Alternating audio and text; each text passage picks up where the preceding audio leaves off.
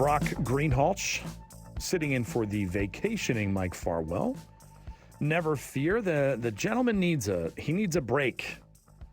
He'll be back on Monday. The Greater Ontario Hockey League is a junior hockey league, rather, is a 23-team league with players typically aged, say, 16 to 20, 21.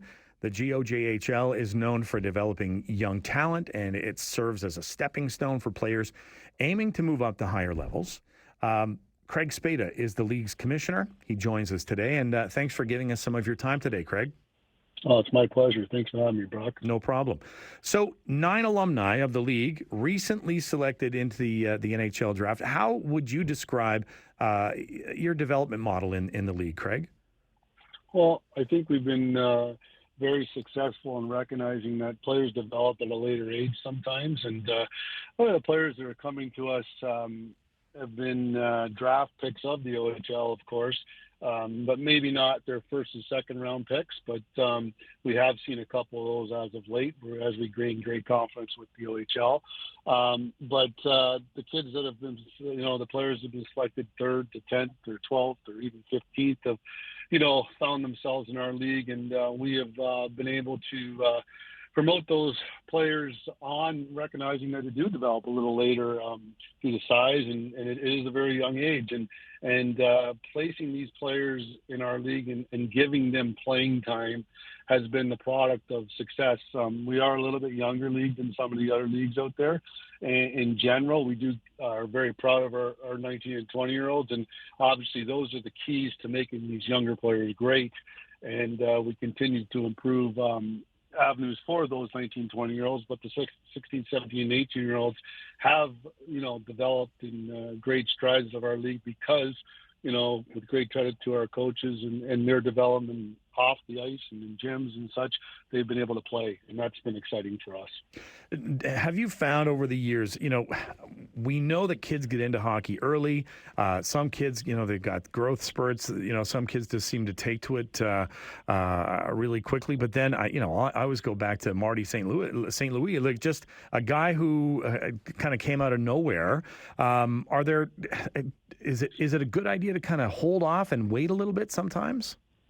Well, if you look at the list of the kids that were drafted to the NHL here, a lot of these were not top picks of the OHL, and it's pretty exciting to see them become, the players that were, drafted over some of the players picked earlier. And I don't mean that the players picked earlier aren't certainly great and fantastic.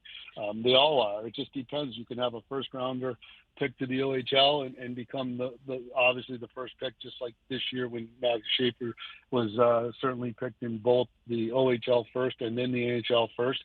And then you can see a 10th, I think Noah Reid was a 9th or 10th round pick here of the London Knights, and then make the play in our league and develop, and then become a Memorial Cup player and go on. So a first, a 10th, it's certainly amazing how they develop at different ages.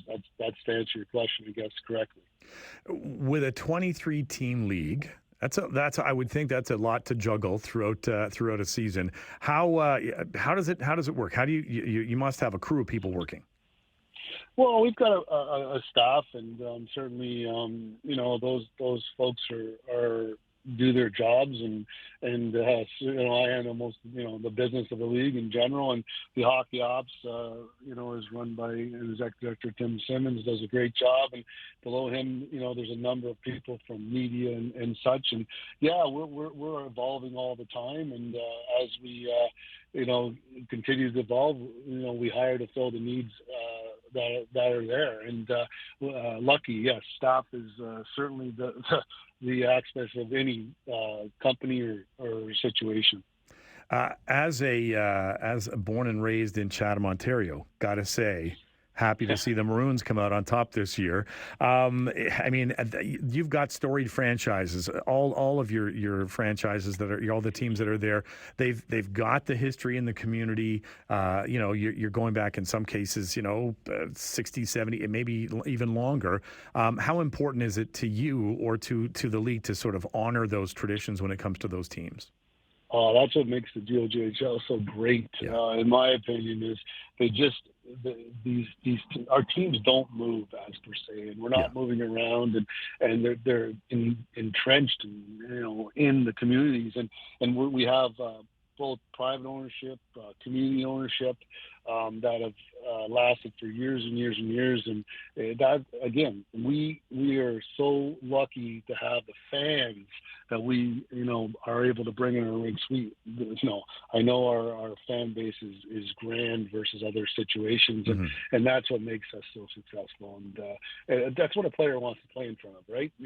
Absolutely. You can draft them, and you play them in front of 1,500, 1,000 people every night. That's exciting, and that's the closest to the next step of the OHL, where you're playing in front of 4,000 or 5,000 people, of course. I know that you're a busy man. I appreciate the fact you've given us some of your time today, Craig. Good luck with everything in the future, and we're going to continue the conversation with our audience here. But thanks for joining us today. It's my pleasure, and thanks for having us, and we look forward to talking to you again. Sounds Thank good. You so much. Thank you. That was Craig Spada. He's the league commissioner of the GOJHL. And we're just talking about, everything from the fact that 9 alumni of the league selected in the 2025 NHL draft. Clear sign that the GOJHL it continues to be one of Canada's top development leagues for young talent. And from their write-up, it says this year's draft success comes on the heels of another major milestone. 2025 Memorial Cup winners, we'll say their name, London Knights. Okay, there were 15 GOJHL alumni members on that team. So from the NHL draft picks to national champions, you see these things happening, and it's quite a crew of players on there. Alexei Medvedev and some other names that you would recognize as well too. And great that Craig was able to give us some of his time today as well too. Give us a call, 519-570-2545, star 570 on your cell. You can also reach us toll-free, 1-800-570-5715. Stay with us. You're listening to The Mike Farwell Show on 570 News Radio.